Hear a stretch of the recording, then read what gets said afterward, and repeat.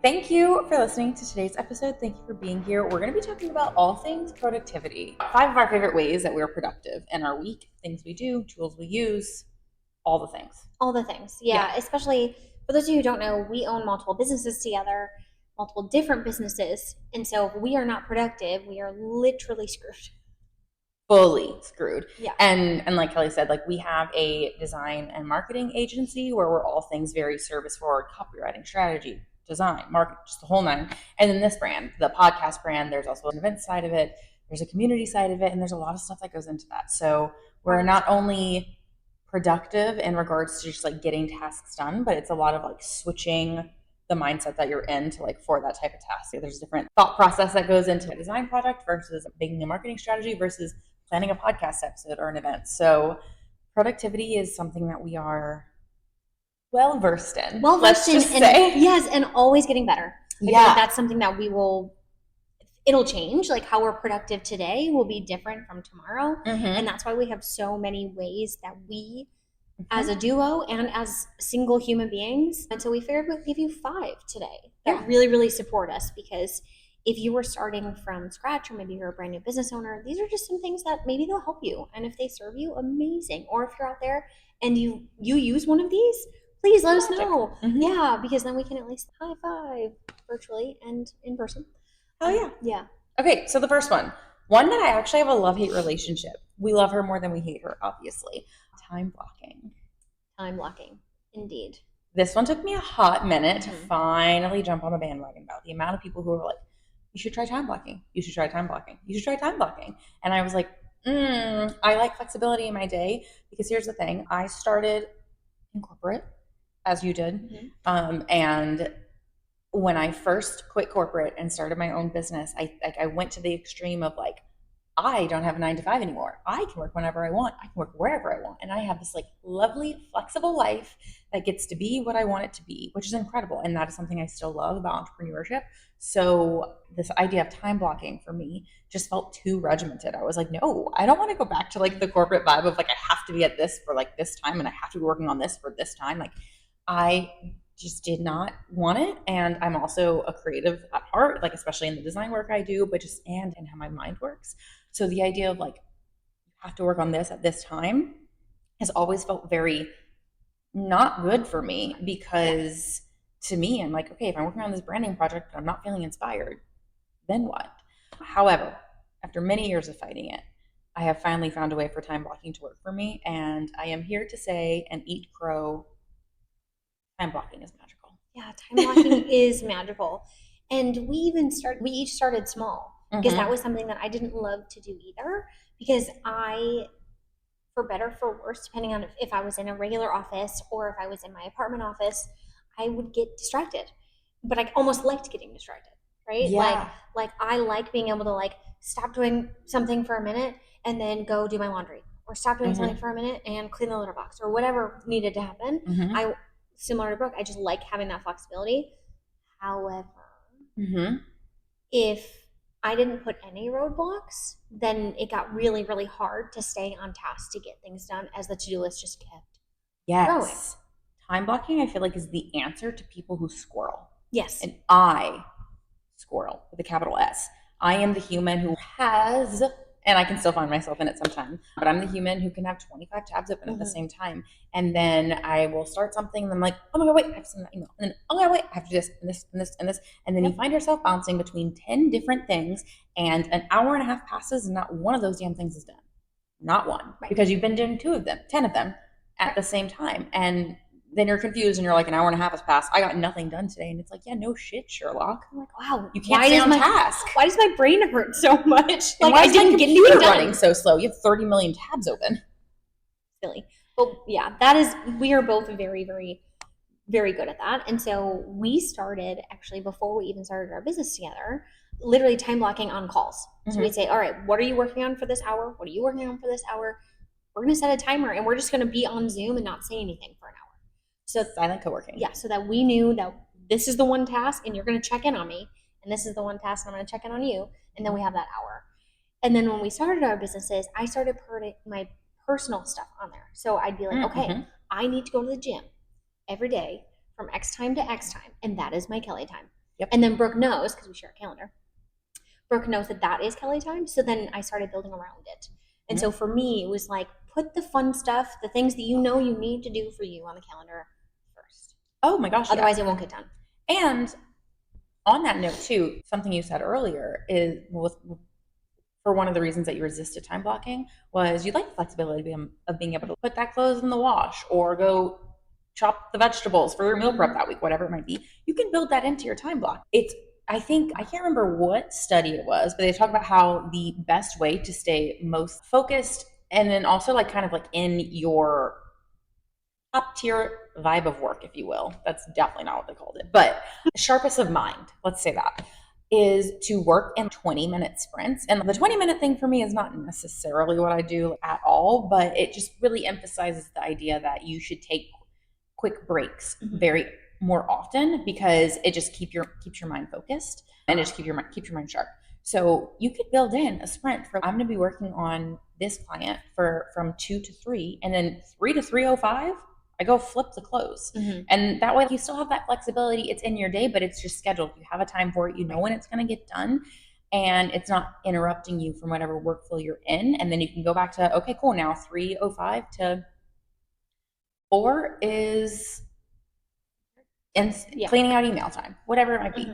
So I think there's a lot of ways that the flexibility that I know I thought I was going to lose with time blocking, I can just build it in. And the Virgo in me loves that. Like, so I don't know why it didn't click for me sooner. One thing I will say though, so I do time block and I would love to hear like how you time block specifically, because I time block differently than I think a lot of people. A lot of people say with time blocking, it's the obvious, obviously, like scheduling out your day hour by hour. Like I wake up at 6 a.m. My morning routine happens between 6 and 8, like whatever it is, and like your whole day. And a lot of people put that on their calendars, like their Google calendars. I cannot. That gives me crippling anxiety. The idea of looking at my Google calendar and seeing it chock-a-blocked full, I'm like, absolutely not. So for me, my Google calendar is for like active things that need to be done. My meetings are on there. I do have like my gym time on there typically because like I want that. Kelly and I share a calendar. So like things that like she needs to know of like, hey, don't text me right now because I'm doing blank. Sure. But like my normal time block, I just put it in my notebook. It feels way more low pressure to me, but I write it in pen so it doesn't get changed. So I'm not like easily adding things in, but it doesn't feel as overwhelming because I'm not looking at a super blocked off calendar, but the organization is still there. So I literally just have a notebook page and I'm like, from this time to this time, I'm working on this. From this time to this time, I'm working on this. There's a little section at the bottom of that notebook page that I can write in additional tasks that pop up throughout the day. And pro tip for time blocking, always, always, always time block in an extra 30 minutes, hour. You can decide the amount of time, but like 30 minutes or so at the end of your days for the things that came up throughout the day that you need to get done. Because there will always be something last minute that you're like, oh shit, I need to do that today. That was not on your time block. You couldn't plan it out a week in advance like you did everything else. And you need to have the time blocked in for that, because if not, then it's going to end up interrupting one of your time blocks and you're not going to get that time block done and they're going to end up late on that one and it's going to impact the next and it's a domino effect. So the best thing you can do is make a time block for it. You have a time block in your schedule every day of 30 minutes, 45, an hour, up to you, of things that come up, because things always will. And it's really smart. Yeah, and that way you just know it's there. And hey, if there's a day where nothing comes up, go read a book for an hour. Literally, give it back to yourself. Start something for the following week. Start a new creative project. Do whatever you want with it. But you'll never regret having that hour of flexible. No, I love that. Yeah, I do the same, but I write it on sticky notes. Maybe I shouldn't do that, but I'm a big sticky note human. I like that extra part. But I actually have on my actual calendar, Brooke can see it, it's every night for 7 to 8, I have to-do list writing for the next day. I love. Because if I get up and I don't have a to-do list, everything will get pushed because I need one. So so I will get up, I will do my morning routine, I'll make coffee, and then it'll take me a while to write this to-do list because it's the morning and I'm not awake yet and the coffee hasn't hit and whatever. So that is something that I do at the end of the day to be like, all right, we got all of this done. And then moving forward, this is what's happening tomorrow. I am with you on that. I do something similar in an ideal world. Am I perfect at this? No. Are there days where I wake up and do it in the morning? When I'm at my peak productivity, I typically do it on Sundays, where I just time block out the whole week. If there are things in my week that are dependent on certain things. Like, did this design get approved in this meeting or did it not? Do I have extra edits I need to do on it, or was it good to go? I will time block in time that I know throughout the week can change, in the sense of, if I have a meeting, this is going to be very design specific, but anyone in a service-based industry, or just like in an industry that like your work depends on other people's stuff too, you can maybe use this time block in time as if you assume you're going to have work to do. And the night after that meeting, if you end up not, you can throw something else in that time block. So you don't just have random hours throughout the week that end up not being planned for. You can always edit and move it as you go throughout the week, kind of do the check-ins at the end of the night, like you said. But planning out the week at a time just really helps you sit down and like see the whole thing. But I fully agree with you. You should never go into a day, if you can help it, without a plan. You just move so much more productively, I feel like, if you have it done. Which would lead me to another one of our hacks, which is brain dumping. Yes. Because I cannot live without that. That is like the best thing, and sometimes the worst thing that I do for myself, because it's like brain dumping, for those of you, as a definition, clear a piece of paper and just literally write everything down that's in your brain on the piece of paper, regardless if it's the Netflix show you're watching, the type of coffee you're drinking. Oh, don't forget to send those 3 emails. Oh, hey, we need that new contract done. Oh, hey, look, the podcast is coming out. That's so exciting. We have a new guest coming. Whatever is in your brain that is swirling around up there, get it out on paper. And then from there, I do my to-do list. So if I don't do that, if I don't brain dump and I don't make my to-do list, that next morning, I wake up with instant anxiety. Because I'm like, there's so many things in my brain. Why do we try to remember everything? I don't know. Like, when did this start? When did we get this feeling that we just had to remember everything and don't write it? I don't understand, and I'm guilty of it too. The amount of things I'm like, I have to remember this, I have to remember this, I have to write it down, Brooke. Oh my God. Really though? Like, write it down, because we waste so much energy trying to remember everything. And guess what? We're not gonna. Something's gonna be forgotten. One of those plates we're juggling, it's gonna fall, it's gonna crash. Write it down. For me, brain dumping is the way that I start any to-do list planning. And with that, one of my favorite things is I will, like you said, clear paper, write everything, every thought that's swirling around. I'll put some organization to it. Typically, I will write business number 1, find reviews. I'll write use the agency, and then I'll like have clients listed. I'll be like, for this client, everything that needs to be done. This client, everything that needs to be done. Content creation that you do, whatever. I will like just jot it all down. I'll try to organize it by categories just to keep things concise and neat, because the Virgo in me. But I write it all down, and then I really only look at that to-do list once a week. Because the other piece of it is brain dumps can be so freaking overwhelming, because I have had brain dumps reach 3 pages long easily. And yeah, imagine looking at a 3-page long to-do list every day. You're going to feel like you're never going to get it done, because guess what? You're not going to in one day. So my pro tip to anyone with brain dumping is brain dump that shit all out. Have it there in your notebook, accessible, so you can add stuff to it throughout the week. Because again, new things come up all the time. But when it comes to your daily to-do list, whether you choose a time block or not, do not look at that as your daily to-do list. Take that and write 3 to 5 tasks down for Monday, Tuesday, Wednesday, Thursday, Friday, and so on and so forth. And those mini micro to-do lists are the ones that you actually look at on the day-to-day. If you have a day where you get all 5 of them done and it's only 2 p.m. and you're like, I got another couple hours in me, let's go. That's when you grab the brain dump list and go pick a couple new things off of it. But once again, write them on a new micro mini list, throw that brain dump list aside. Because the more and more you're staring at that massive list, the more like it feels the weight of the world is on your shoulders and you're just drowning. You're never going to get it done, so why even try? No, maybe that's just me. It's not just you. It's not just you, because it is overwhelming.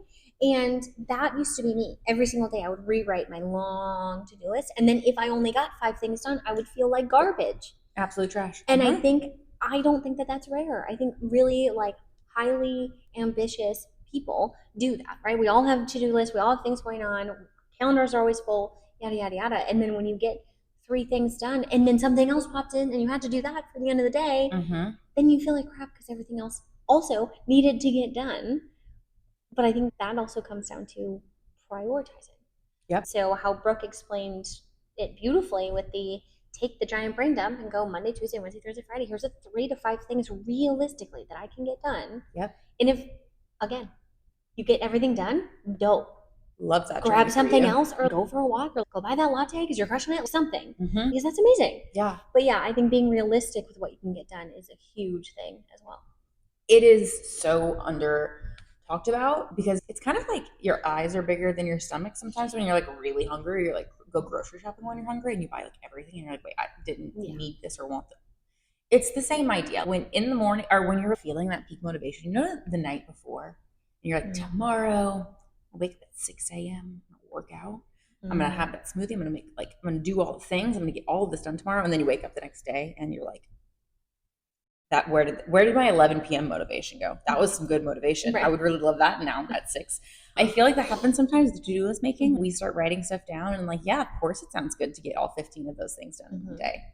But I think the number is like 3 to 5 is so realistically what anyone gets done in a day. You won't get done more, typically. Now, obviously, those could be 3 tiny things, 3 big things. It makes a big difference on what that task is. But, and I also think that when you're writing down tasks, break them, chunk them down. Don't just put content creation as a task, because when do you know if you actually achieved it or finished it? It needs to be a SMART goal, measurable. Yeah.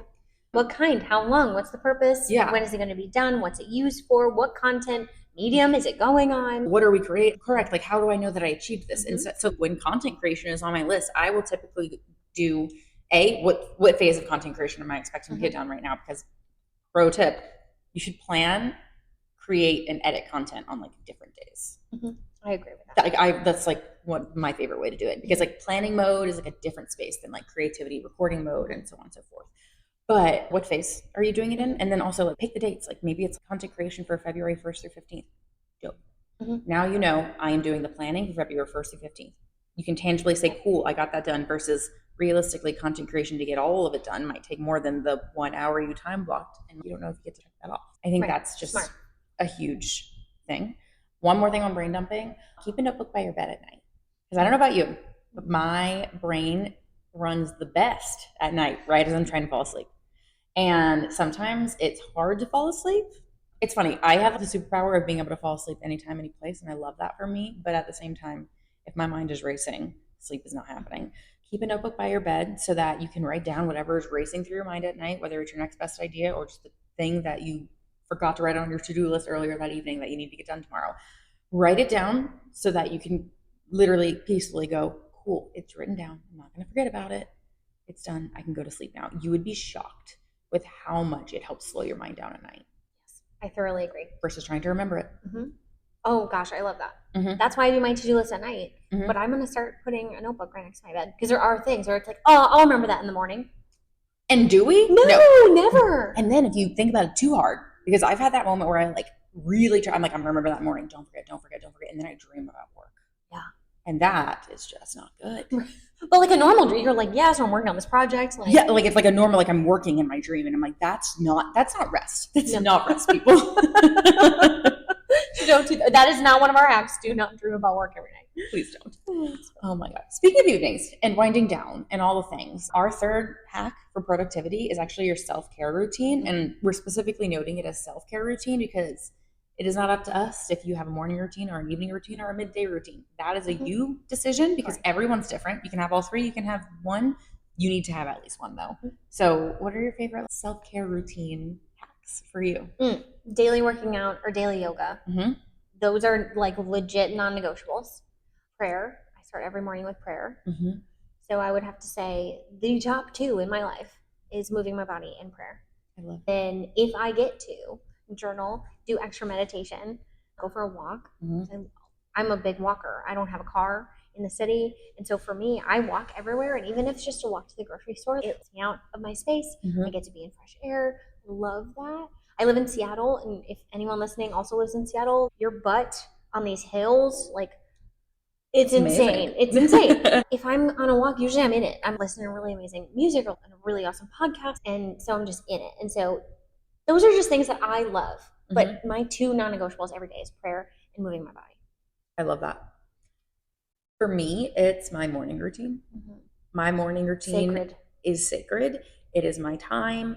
It is flexible in the sense of like I have gone through seasons of doing more morning page style journaling versus doing more like journal prompt style journaling, whatever. But for me, my morning routine really sets the tone of my day, and it will change the productivity I have in my day, and not just like how productive I am, but like my mood for the day, in the sense of if I just wake up and get started working, I am anxious all day.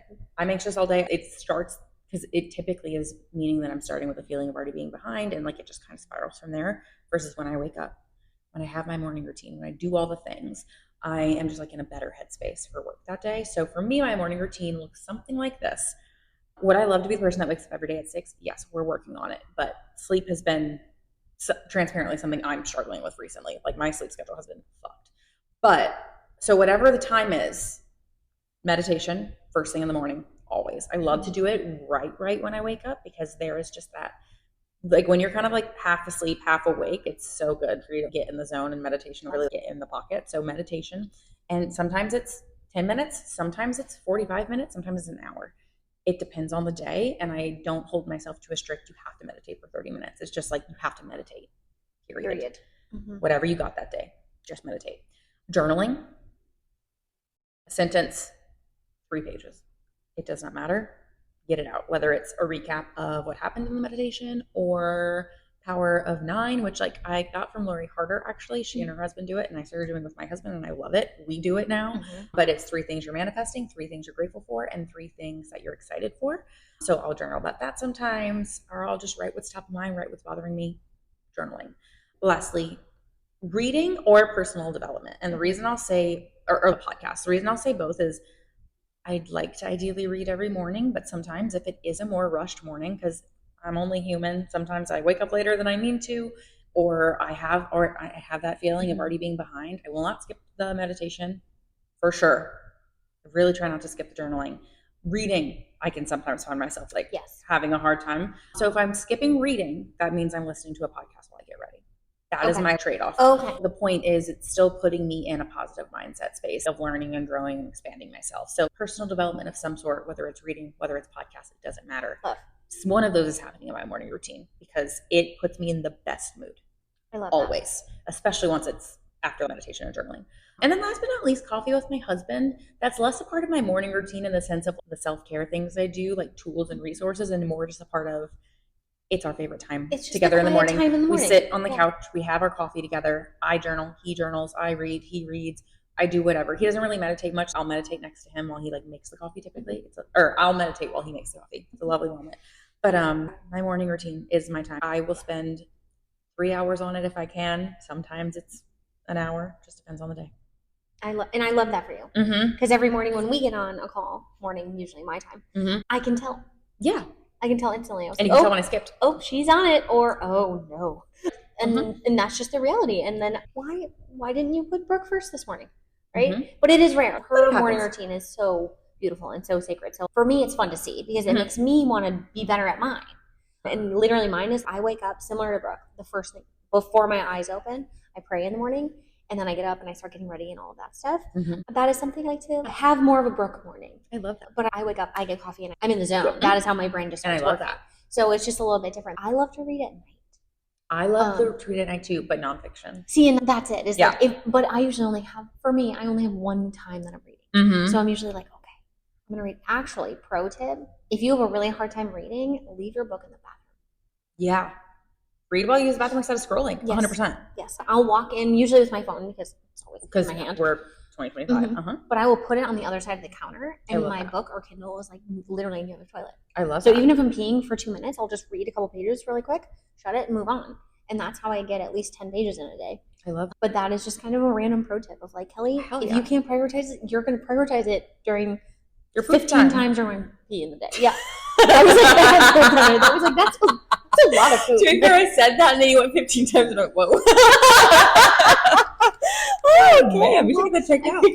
I am regular, but like regulars. Oh my God. Well, maybe we'll have a doctor on.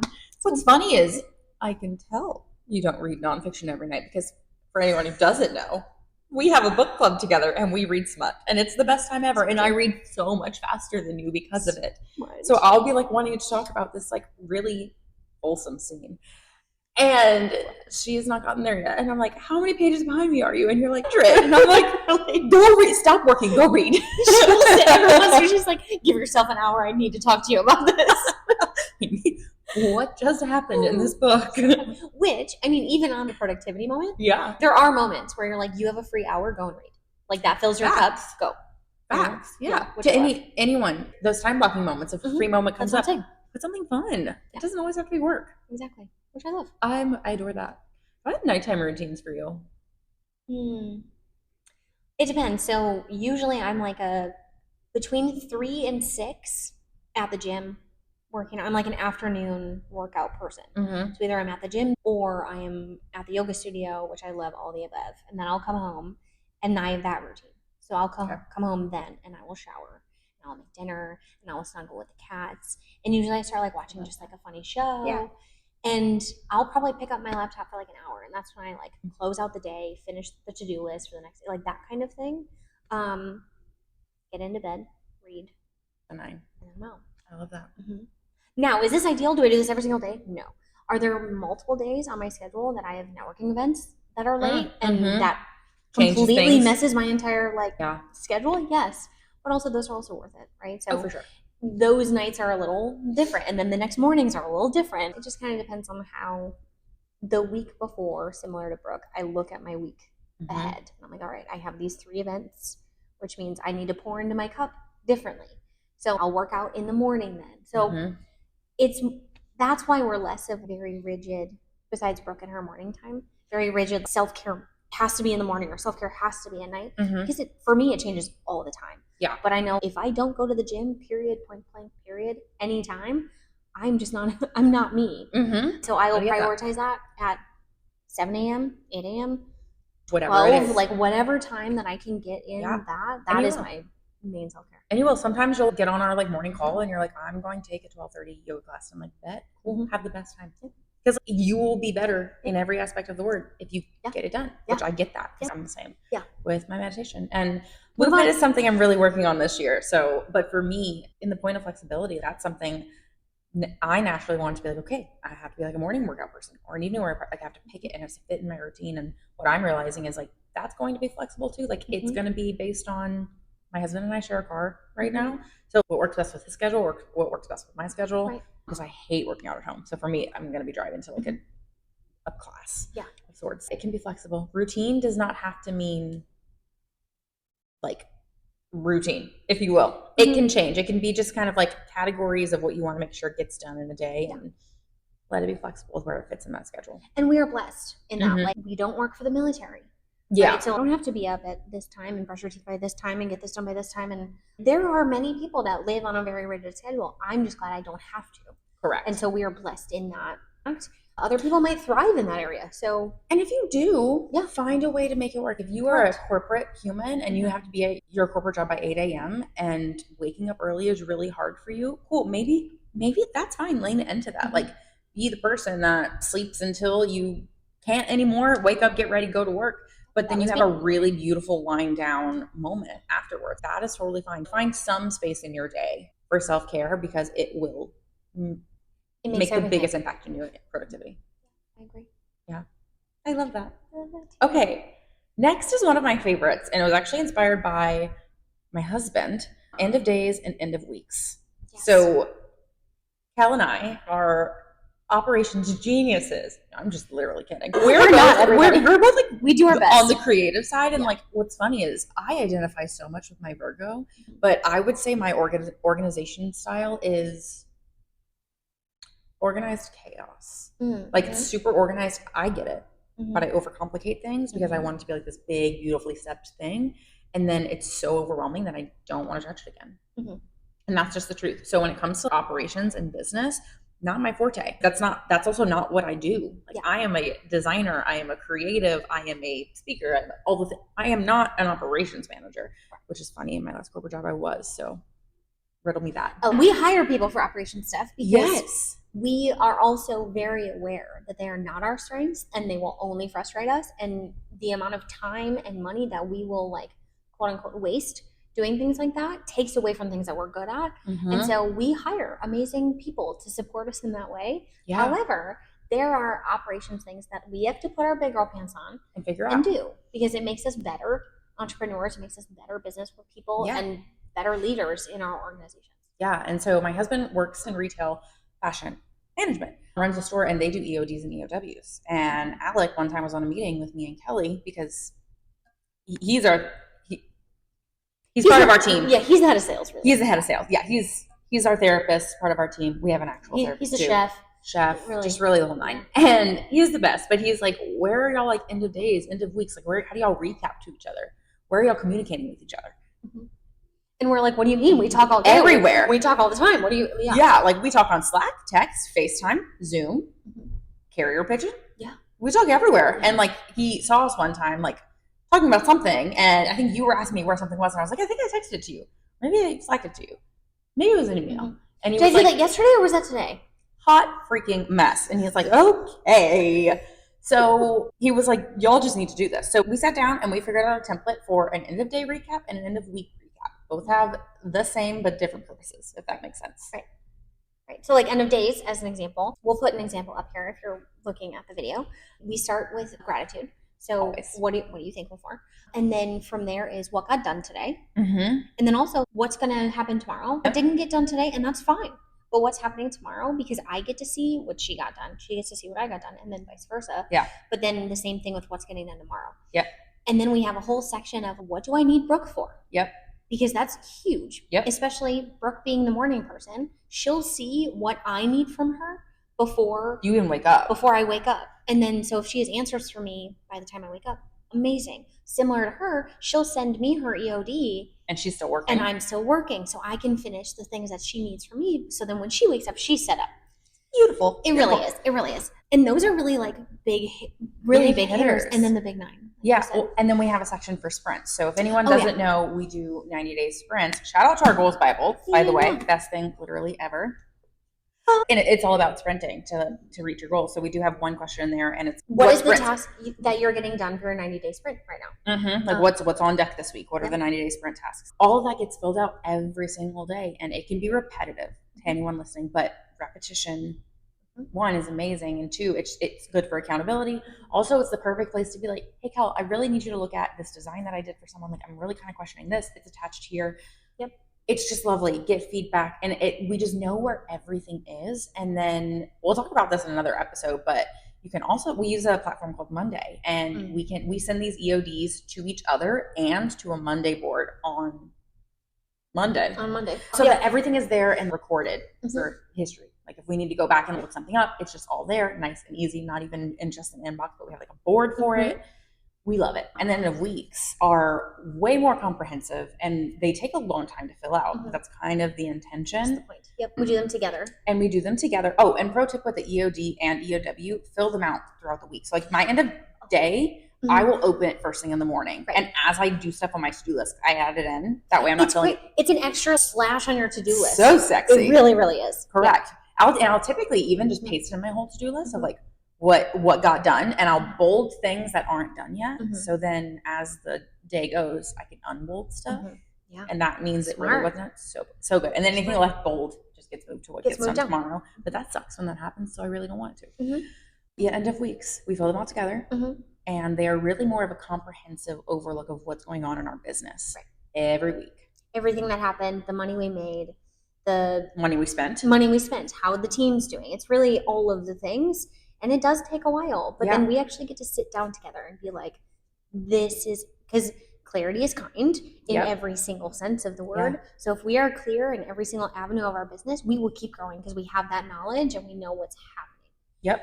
And I mean, we have financial conversations all the time. And when we first started our business, I had such a fear around talking about that, even though it literally is 50-50. Like, this is what we do. This is for better, for worse. We're tied to each other, right? And so now we get to sit down and really, really look at it. And for me, I'm more empowered about it. It's more exciting. I'm like, okay, this is our goal. We got there. Or, hey, this is our goal. We haven't gotten there, but you know what? We can do these 3 steps and it'll help us move that way. And that's so cool. And for me, the end of days and end of weeks was just like a really big mindset shift. It took me from feeling like, oh, I'm an entrepreneur, I have my own business, to, oh no, like I am the CEO of this business. Like we are running a full on business here. Yep. And I know that's like such a silly, like, yes, of course, that hasn't, nothing really changed, but it's the intention, it's the mindset. It's sitting down every week and getting really face to face with what's coming in, what's going out, what invoices haven't been paid by clients. Do we need to send follow-ups here? What invoices haven't we paid yet? Do we need to send whatever there? Paying our team, like all of the stuff. What are our teams doing? Have we checked in with them this week? Have we gotten back from them what we needed to? What was the best piece of content that performed this week? Because like just really sitting down and like facing all of that and studying that data and looking all the numbers up and doing all the things, it's just different than like living on autopilot. And just it's what makes the difference with working on your business instead of in your business, I think, because it's just putting the focus and awareness onto, okay, overview, how am I running this business so it can scale and continue to thrive, versus just getting through the day to day and like continuing on without knowing what's going on. Totally. No, totally. I think it makes every difference, honestly. Yeah. The more you know, the more we can grow. And that's really, at the end of the day, why we do what we do. That's why we work so hard. Yes. And so that's, for me, the EODs and the EOWs are really game changing for what we're doing. If anyone wants templates for the end of days or end of Ws, let us know if y'all would be interested in that, because that's something we could totally give, because they have really, I would say, changed the game. Yeah. And we add funny things in there, like, oh my gosh, what brought you joy today? Like, yes, what happened? That's in all of them. Yeah. Yeah. And so it's very much like, yes, it's the to-dos, and yes, it's the revenue numbers, and yes, that's what we're looking for in operations. But because we built them and we're not operations people, we had to add in that extra woo-woo happy time. Yeah. Because I want to sit with that every day too. How'd you love on yourself today? Yeah. That's one of our questions in there. Yeah. What stressed you out today? Those are also things that I want to know from her, and vice versa. Okay. And then finally, number 5, themed days. Oh, I love this one. Yeah. We decided to do this very early on. Because we were realizing that we were blocking meetings with clients, with potential clients, with all of the humans, all the day, every single day of the week, Monday through Friday. And then we realized that we weren't getting all of this stuff done because we were just meeting to death. Or pause, we were, but to the detriment of us working until 3 o'clock in the morning, because cool, our whole day was meetings, but now we actually got to get the shit done. Correct. And there's no room for talking to other people or going to networking events or doing that extra stuff that we should be doing anyway. It was more like, we're getting all the tasks done. We're also going to a zillion meetings. Could this been an email? And so, so we decided to block our weeks. So every Monday and every Friday are no call days. Nada. None. Don't try and call us. We will not answer. And honestly, just in the nature of business that we do, when we talk about calls, we talk about the Zoom scheduled calls. Client calls. We have some clients that have our phone numbers. They can call. I most likely will not answer. My phone is always on Do Not Disturb. And I will get back to them when 100%. I can. That is also a huge boundary that we have learned. The only human that really can get through, and I answer 90% of the time, is if my cats had phone numbers, they would also be on the list. Really though, we blocked those days because now we have really amazing intentional work time. Mondays and Fridays. And that's the way that it works in our business. And we're not saying that is perfect, and we're not saying that is something that everyone should do, but maybe there's one day a week where you're like, you know what, on Wednesdays, I'm going to just crush my to-do list instead. And I'm going to sit on my couch, and I'm not going to even go to an event. Like, I'm just going to sit on my couch. I'm going to wear sweatpants. I'm going to have no meetings. We're grinding today. And it can be different for everyone. It doesn't have to be, it doesn't have to be Mondays and Fridays. It could be Mondays and Tuesdays. Kelly and I are even thinking about shifting, and it can change. We're currently trying to decide if we want to shift our no call Mondays and Fridays to no call Thursdays and Fridays, to where we can do client stuff Monday through Wednesday, and then have our own business stuff happen on Thursdays, and then content creation days on Fridays. There are so many ways that you can do this, and it can change. So you can live in it for a month, 2 months, 3 months, 6 months, and then decide, actually, wait, I want to shift it because my life has changed, and now I want these days to be this. Great. Amazing. And just as we schedule no call days, we also do schedule content creation days. We schedule days to work on our business versus client businesses. We schedule days to do different types of tasks in the business, because I don't know about anyone listening, but I do know about, for me, if I am switching around, kind of like earlier with the tabs, like focusing on too many tasks at once, when I am focused on too many different types of work at once, it just takes me out of the creative zone of whatever that is. Right. So for me, my strategy brain is much different than my creative brain. And being able to just have days dedicated to each different type of work is a game changer. And for anyone who creates content for their work, because hi, it's 2025 and welcome to marketing. Yeah. And if you don't, please call us, fuzetheagency.com. Shameless plug. If you're creating content, you're probably going to want to get up and get dressed for content. And hey, I get up and get dressed every day. It makes a huge freaking difference. However, me getting dressed for content versus me having a like creative day can look very different. And like what I wear, sometimes I do want to put on like a really cute pair of sweats, but no makeup, messy bun, because I just want to grind. Doing themed days has made it to where that is so much easier to do, because it's not like, oh shit, I could have had a creative day, but I have one random meeting in the middle of the day. I'm like, I'm not going to show up in sweats, so got to get dressed. Like, it just allows you to plan everything so much better. Yes. And then your brain is just in it. That's one thing too. You know, we started businesses to have flexibility, but we are also squirrels. Like we've mentioned multiple times. Flexibility to a point, but we need to wrangle in those squirrels. Yeah. And so for me, it's like, all right, Monday is incredible. I know I don't have meetings, so I can really kick off the week the best way, period. So that is really why we started with that. And I'm excited to see how it turns out. And maybe in 6 months, we'll put on another episode and say, you know what? We shifted the days. Yeah, Thursdays and Fridays. That's where it's at. It's working for us right now. And I think in general, just having the intentional moments for when you're working, when you're not working, when you're working on insert one task is really important. And that's really the key to productivity is knowing yourself, knowing your partner, knowing what works for you guys. Because there are days when I will call Brooke or Brooke will call me and she will say, Kelly, I love you. Do not talk to me all day. Do you need something from me right now? Amazing. Okay, cool. I'll add it, but it's going on the bottom of my to-do list. Yep. And I'm grinding today and I will talk to you later. You'll get my EOD and we'll talk later. And I'm like, dope. Go, enjoy. I have my own shit to do today. We will talk later. And that is a boundary that we both know with each other too. Obviously we have a podcast. We're very chatty.